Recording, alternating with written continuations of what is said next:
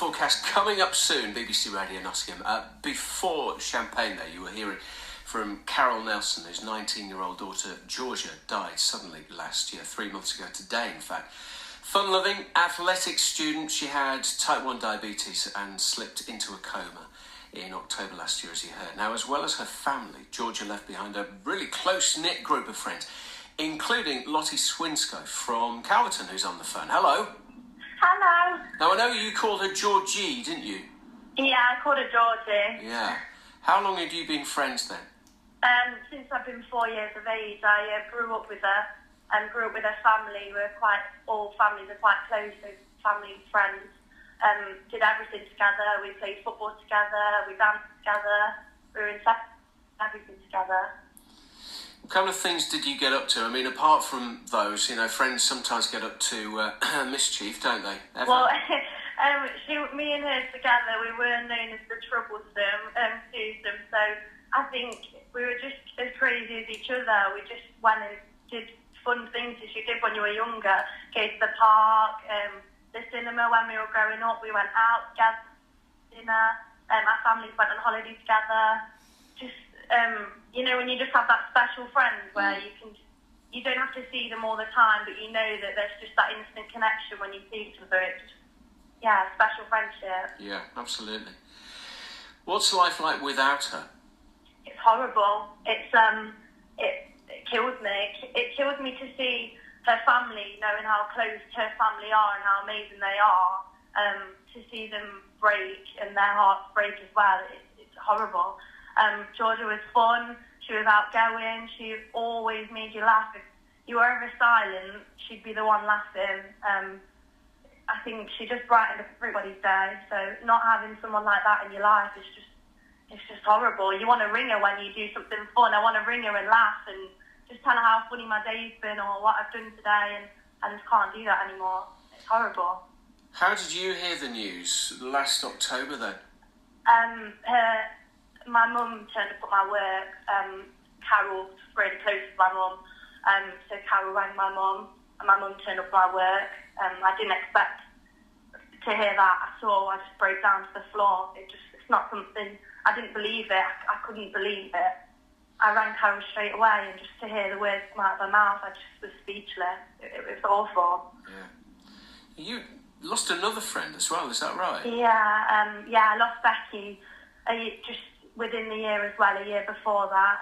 She was one of my closest friends. I'd been on holiday with her a month before that, so that was awful. So it's not been great for our group of friends at all. It's been horrible.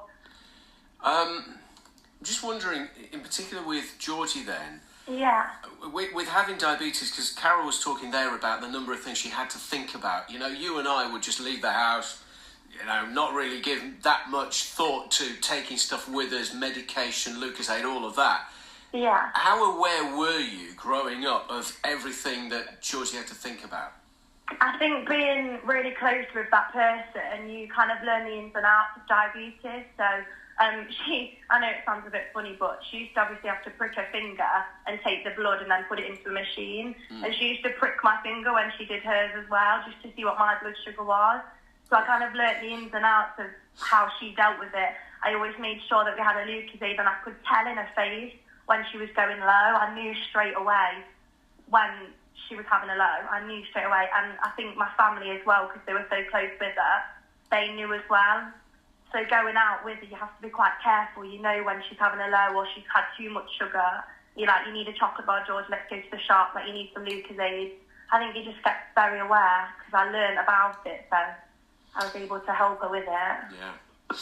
I'm just looking here at your Just Giving page. So you describe what you're going to do. This is on May the 6th? Yeah. So on May the 6th, we're going to do a skydive. So it'll be me, my best friend Jess, my dad, George's dad, George's sister, and one of George's longest friends, Ashley. So we're going to do a skydive on the May the 6th, and that's just jumping out. I think we are doing it for Becky as well, but we're raising as much money as we can for diabetes. Just do her proud, really, and create a legacy for her, and just try and fight for the people who struggle with diabetes, because it is very serious.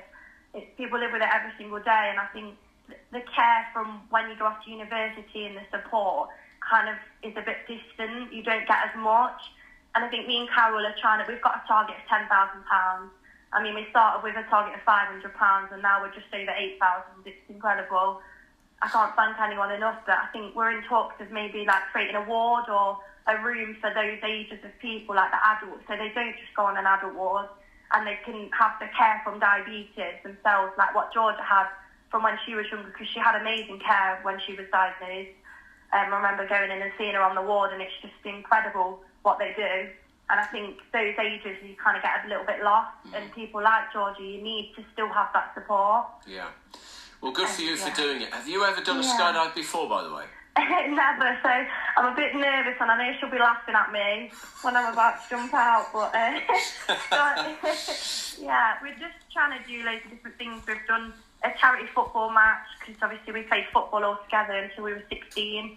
The girls and the organisation that went into that was just amazing. I mean, all the money that came from the companies like Frank Key and Store Refrigeration, they've donated hundreds of pounds to us, and it really is amazing. We're all trying to turn this horrible situation into something positive, and I know that none of it's going to bring her back, but if we can take a glimpse of pain away from her family, or like make her smile and remember her smile up there, then we'll continue to do it. Good for you. Thanks for coming on, Lottie. I hope it goes well on May the 6th and for everything else you're doing as well. Very well said. Thank you. And a quick reminder.